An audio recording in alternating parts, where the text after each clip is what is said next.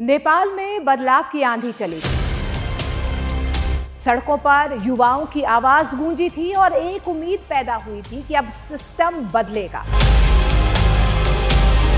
चेहरे नहीं, लेकिन सवाल अब यही है कि क्या वो क्रांति सिर्फ एक भावनात्मक लहर थी या सच में सिस्टम को बदलने की ताकत रखती है।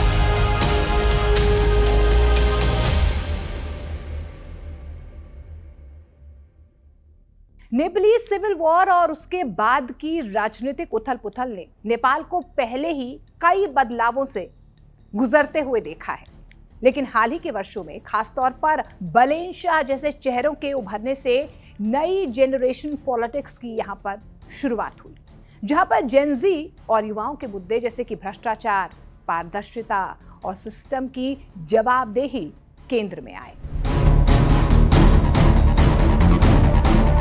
लेकिन अब जब पहली चुनी हुई सरकार में ही गृह मंत्री और एक अन्य मंत्री का इस्तीफा हो जाता है तो ये कई गंभीर संकेत भी देता है। पहला तो यही कि सिस्टम की जड़ें अभी भी पुरानी हैं। चेहरे भले ही बदल चुके हैं, लेकिन संस्थाओं के अंदर बैठी जो कमजोरियां हैं वो इतनी जल्दी बदलती नहीं हैं। दूसरा ये है कि राजनीतिक स्थिरता अभी भी एक चुनौती है। और तीसरा, जनता की उम्मीदें बहुत ऊंची, लेकिन राजनीतिक तैयारी उतनी मजबूत नजर नहीं आ रही है। तो क्या इसका मतलब यह है कि क्रांति से निकले नेता भी भ्रष्ट निकले? लेकिन ये जरूर दिखता है कि एंटी एस्टैब्लिशमेंट होना और गवर्नेंस चलाना दोनों अलग अलग चीजें हैं। आंदोलन खड़ा करना आसान है, लेकिन सिस्टम को सुधारना लंबी और जटिल प्रक्रिया है। अब बात आती है चुनाव और भविष्य की। नेपाल में बार बार सरकार बदलना, गठबंधन टूटना, ये एक पैटर्न सा बन चुका है। ऐसे में नई क्रांति या नए चुनाव की मांग उठना तय है। लेकिन असली सवाल ये है कि क्या अगली बार सिर्फ चेहरा बदलेगा या सिस्टम भी?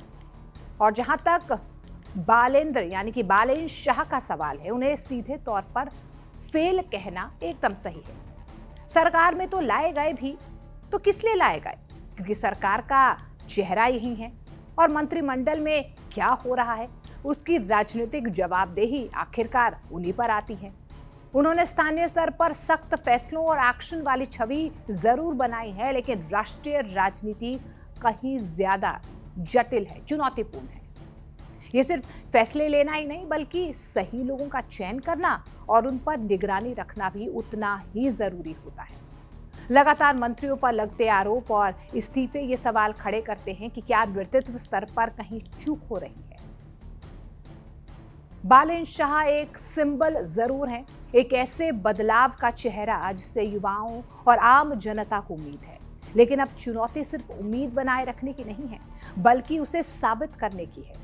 अगर उनकी टीम ही विवादों में घिरती रही तो उनकी व्यक्तिगत छवि भी प्रभावित होगी।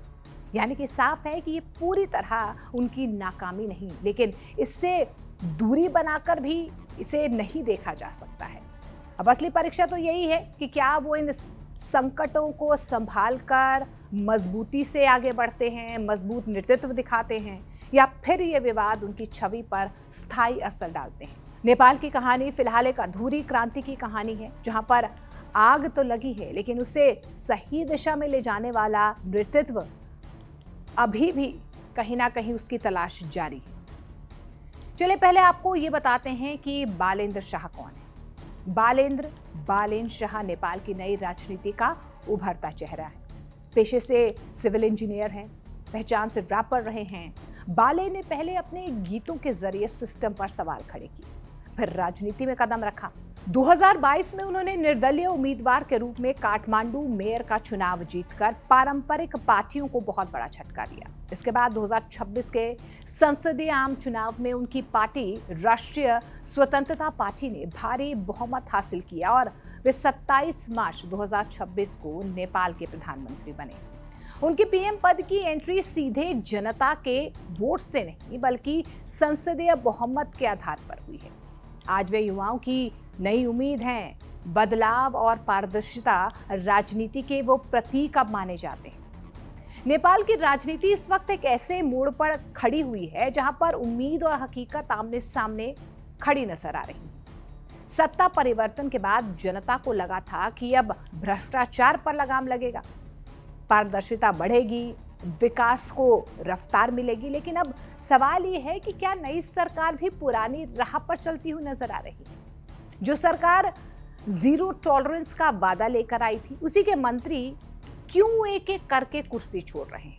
नेपाल के गृह मंत्री सुदन गुरंग का इस्तीफा इस पूरे विवाद का केंद्र बन चुका है।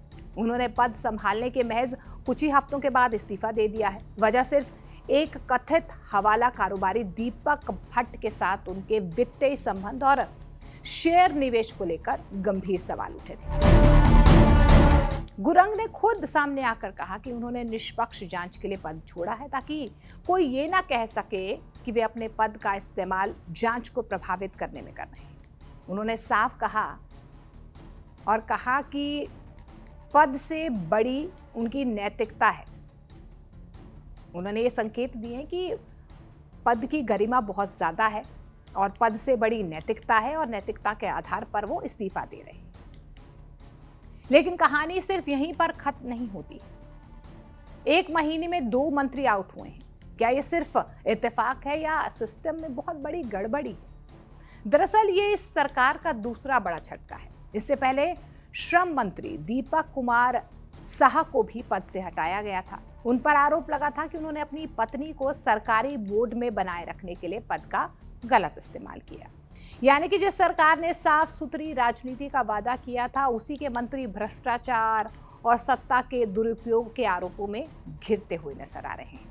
अब सवाल तो यही उठता है कि क्या ये सिर्फ व्यक्तिगत गलती है या पूरी व्यवस्था में खामी? नेपाल की सत्तारूढ़ पार्टी यानी कि राष्ट्रीय स्वतंत्र पार्टी आरएसपी पारदर्शिता और जवाबदेही के एजेंडे पर सत्ता में आई थी, लेकिन अब उसी पार्टी के अंदर खींचतान और आरोप प्रत्यारोप खुलकर सामने आ रहे हैं। ऊपर से लेकर नीचे तक आरोप। क्या पार्टी के अंदर ही दरार गहरी हो चुकी है?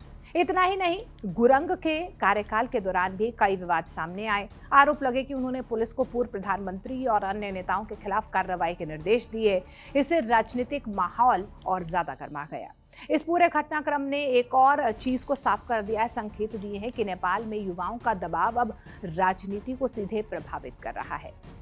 अब सबसे बड़ा सवाल यही है कि क्या प्रधानमंत्री बालेंद्र शाह इस संकट को संभाल पाएंगे या ये इस्तीफों की शुरुआत है?